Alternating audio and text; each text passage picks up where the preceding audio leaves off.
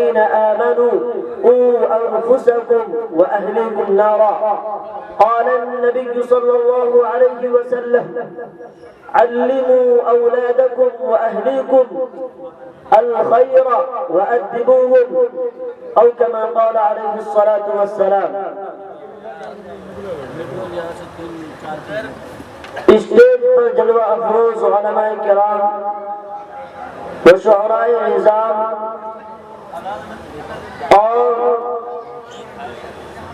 مجلس میں بیٹھے ہوئے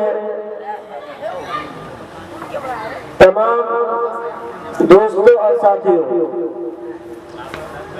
اللہ کا لاکھ لاکھ شکر ہے کہ اللہ تبارک و تعالی نے ہم لوگوں کو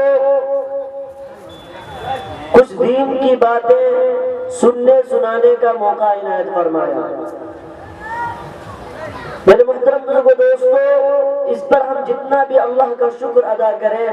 اتنا کم ہے کہ اللہ تبارک و تعالی نے ہم لوگوں کو اپنا قیمتی وقت کو نکال کر تھوڑی دیر دین کی مجلس میں بیٹھنے کی توفیق دی. میرے محترم بزرگوں دوستو، آج آپ دیکھ لیجئے کہ آپ کے گاؤں میں اور بھی بہت سے لوگ ہوں گے لیکن وہ جو ہے جلسہ گاہ تک نہیں آئے. اللہ تبارک و تعالیٰ نے انہیں توفیق نہیں دی تو وہ یہاں تک نہیں پہنچے. آپ اور ہم خوش قسمت لوگ ہیں کہ اللہ تبارک و تعالیٰ نے ہم لوگوں کو تھوڑی دیر دین کی بات سننے کا موقع دیا. میرے محترم بزرگوں دوستو، ہم اللہ تبارک و تعالیٰ کا جتنا بھی شکر ادا کریں کم ہے کہ دور دراز سے علماء کرام ہمارے یہاں تشریف فرما ہے. انشاءاللہ ہم سب علماء کرام کی جو ہے باتوں کو سنیں گے اور اس پر عمل کرنے کی توفیق اللہ تبارک و تعالیٰ سے مانگیں گے.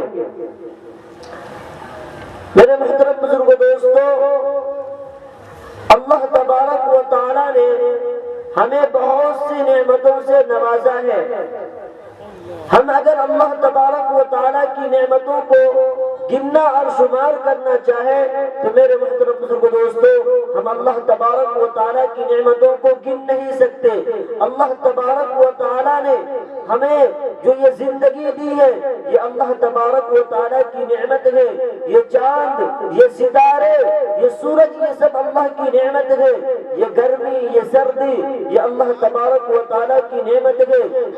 حضور صلی اللہ علیہ وسلم کا روزہ مبارک اللہ کی نعمت ہے. ایمان اللہ کی نعمت ہے. قرآن کریم اللہ کی نعمت ہے. یعنی اللہ تبارک و تعالیٰ کی اتنی نعمتیں ہیں کہ میرے محترم بزرگوں دوستو، ہم اس کو گننا چاہیں اور شمار کرنا چاہیں تو ہم گن نہیں سکتے. انہی نعمتوں میں سے اللہ تبارک و تعالیٰ نے جو ہم لوگوں کو بہترین نعمت سے نوازا ہے میرے محترم بزرگوں دوستو، وہ اولاد کی نعمت ہے. میرے محترم بزرگوں دوستو، یہی اولاد جس کو جو ہے آدمی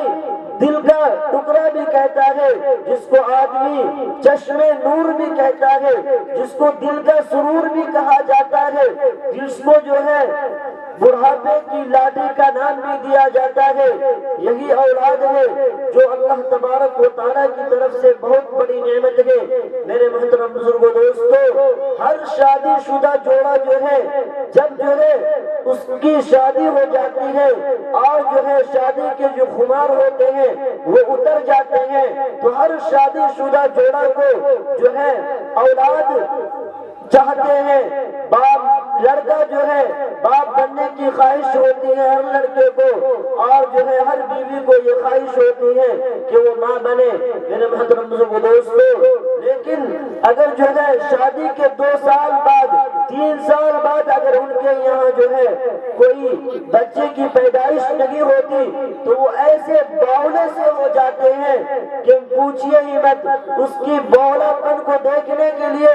اگر آپ چاہیں تو دیکھ لیجئے، جس کو اولاد نہ ہوئی ہو اس کی بے بسی جو ہے دیکھنے سے تعلق رکھتی ہے. میرے محترم بزرگوں دوستو، بہت سی مرتبہ جو ہے جس کو اولاد نہیں ہوتی ہے وہ کیسے جو ہے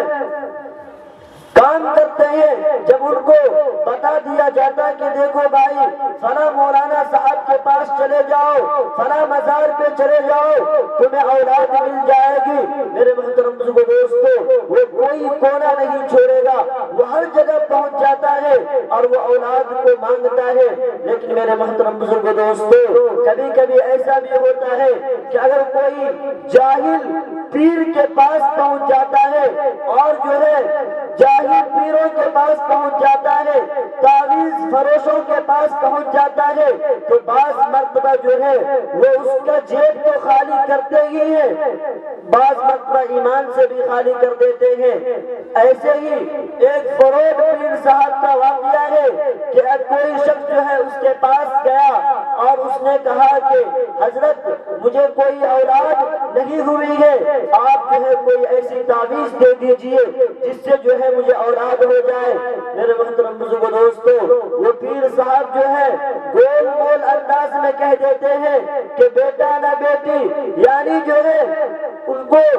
اس طرح گول گول انداز میں کہہ دیتے ہیں کہ جب ان کے یہاں جو ہے وہ جب آدمی اس کو بول دیتا ہے کہ نہ بیٹا ہوگا نہ بیٹی، نہ بیٹا نہ بیٹی، اور اگر جو ہے اس کو تعویذ دے دیے، پانی بھر کر دے دیے، اور جو ہے بعض مرتبہ جو ہے اگر اس کے یہاں جو ہے اگر کوئی اولاد پیدا ہو گئی، اگر لڑکا پیدا ہو گیا تو وہ کہتا ہے کہ تم نے سنا نہیں تھا، میں نے اسی دن کہہ دیا تھا کہ تمہارے یہاں بیٹا ہوگا نہ کہ بیٹی ہوگی۔ میرے محترم بزرگوں دوستو ایسے ایسے ہوتے ہیں پیر صاحب، اور بہت سے پیر صاحب تو آپ کو ایسے مل جائیں گے جو ہے وہ ایمان سے اس طرح خالی کرتے ہیں کہ وہ کسی کو بتا دیتے ہیں کہ دیکھو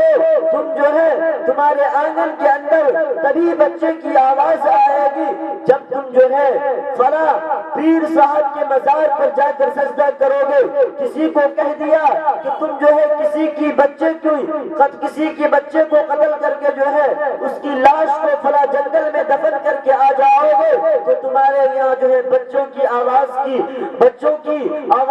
کلکاریاں گونجے گی۔ کسی کو بتا دیا کہ کالے مرغ کے خون سے جو ہے تم تعویذ لکھوا کر پہنو گے تو تمہارے یہاں جو ہے بچے کی پیدائش ہوگی۔ اس طرح میرے محترم بزرگ دوستو سب سے پہلی بات تو خون سے تعویذ لکھنا ہی حرام ہے، اور اس کے بعد جو ہے گلے میں لٹکانا یہ بھی حرام ہے۔ میرے محترم بزرگ دوستو جو ہے شادی شدہ ہر شخص کو جو ہے شادی کے کچھ دنوں کے بعد اس کو یہ خواہش ہوتی ہے کہ میں بھی باپ بنوں۔ میرے محترم بزرگ دوستو وہ نہ جانے کیسی کیسی چھانتا ہے، کیسی کیسی جگہوں پر جاتا ہے اور اپنی اولاد کو مانگتا ہے، اور اللہ تبارک و تعالیٰ جو ہے چند سال گزر جانے کے بعد جب انہیں اولاد عطا کر دیتا ہے تو میرے محترم بزرگوں دوستو وہی اولاد جس کے لیے ماں باپ نہ جانے در کی ٹھوکریں کھائے، میرے محترم بزرگوں دوستو کیسی کیسی تکلیفیں برداشت کی، جس کو تہجد کی نماز میں، نوافل کی نماز میں کبھی دوستوں سے، کبھی بڑے بڑے اللہ والوں سے درخواست کی کہ میرے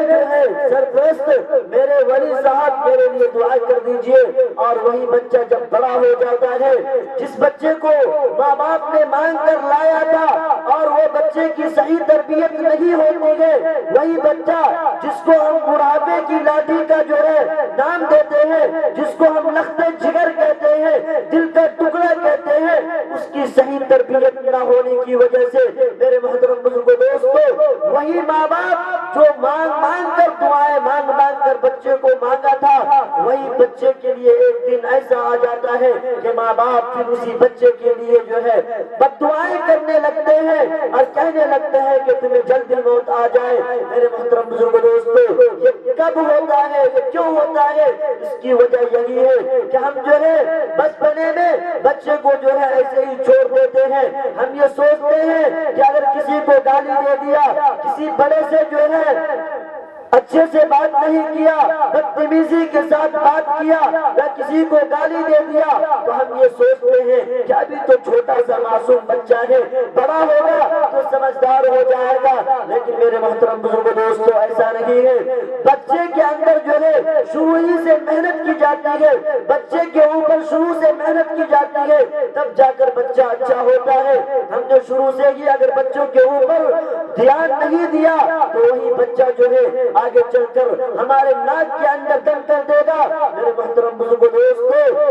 بگڑی ہوئی اولاد جو ہے ماں باپ کو پریشان کر دیتے ہیں۔ میرے محترم بزرگ دوستو، کم علم انسان جو ہوتا ہے جب اسے اولاد نہیں ہوتی ہے تو وہ جو ہے کم علمی کی وجہ سے خدا کو ہی لعنت کرنے لگتا ہے، خدا کو برا بھلا کہنے لگتا ہے۔ میرے محترم بزرگ دوستو، ایک واقعہ مجھے یاد آ رہا ہے کہ ایک جو ہے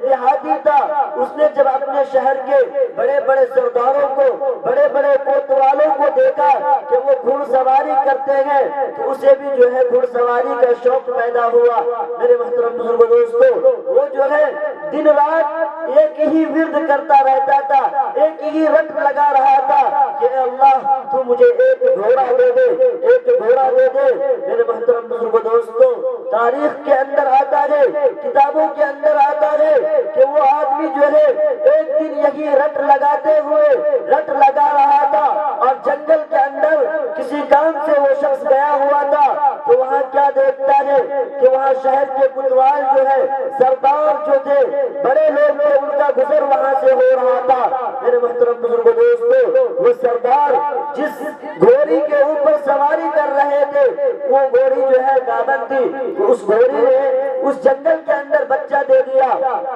اب جو ہے وہ کوتوال صاحب دیکھنے لگے کہ بھائی یہ یہاں تو کوئی ہے نہیں، اور جو گھوڑی کا بچہ ہے وہ چلنے پھرنے سے چل پھر نہیں سکتا، ابھی اس کے اندر اتنی طاقت نہیں ہے۔ میرے محترم بزرگ دوستو، وہ کوتوال صاحب جب جنگل کے اندر جو ہے ادھر ادھر نظر پھراتے ہیں تو یہی گوار جاہل گوار کے اوپر جو ہے وہ سردار صاحب کی، کوتوال صاحب کی نظر پڑتی ہے۔ وہ جو ہے اس کو بلاتے ہیں اور ایک تھپڑ اس کو لگاتے ہیں اور کہتے ہیں کہ دیکھ اس بچے کو جو ہے اٹھا اور اس کو گھر پہنچا دے۔ وہ جو ہے